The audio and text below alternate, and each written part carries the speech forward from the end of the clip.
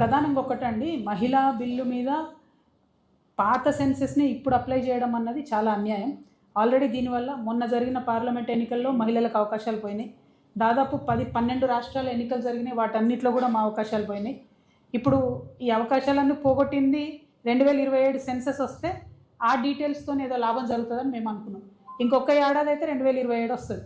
మరి ఆ సెన్సెస్ కోసం ఆగితే డెఫినెట్గా మహిళలకు ఇంకొన్ని సీట్లు ఎక్కువ పెరుగుతాయేమో అని ఒక ఆలోచన.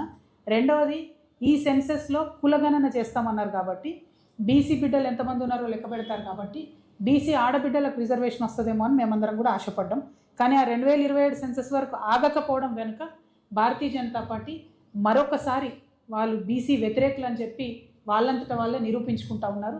దయచేసి బీసీ బిడ్డలు ఆడబిడ్డలు వేచి చూడొద్దు. చాలా బలంగా మనం కోరాల్సిన అవసరం ఉంది. అర్జెంట్ ఏం లేదు మనకు ఇప్పుడు సీట్ల కోసం, ఎందుకంటే మధ్యలో ఇంకొక 5-6 రాష్ట్రాల ఎన్నికలే ఉన్నాయి. 2027 తర్వాత చేస్తే సీట్స్ పెరుగుతాయి, బీసీ రిజర్వేషన్ కోసం కూడా ఫైట్ చేసే అవకాశం ఉంటుంది. కాబట్టి దానికోసం వేచి చూడాలన్నది మా ఆలోచన. బట్ 16th, 17th, 18th మేము కూడా డ్రాఫ్ట్ బిల్ వచ్చిన తర్వాత స్టడీ చేస్తాం. అవకాశం ఉంటే ఢిల్లీకి కూడా వెళ్దాం అనేటటువంటి ఆలోచనలో ఉన్నాం.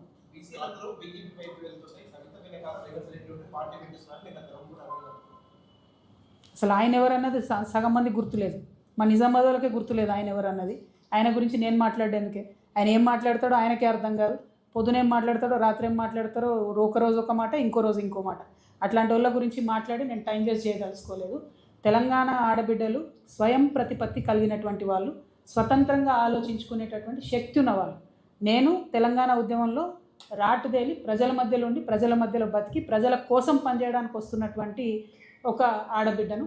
నన్ను పట్టుకొని ఎవరో మద్దతు ఇస్తే మీరు బతుకుంటారు, ఎవరో మద్దతు ఇస్తే మీరు ఉంటారంటే కేవలం ఆయన పురుష అహంకారం కనబడుతుంది తప్పితే ఇంకొకటి కాదు. ఇటువంటి మాటలు అరవింద్ గారు ఇంకోసారి మాట్లాడితే మంచిగా ఉంటుందని కూడా తెలియజేస్తాను. Thank you. జై తెలంగాణ.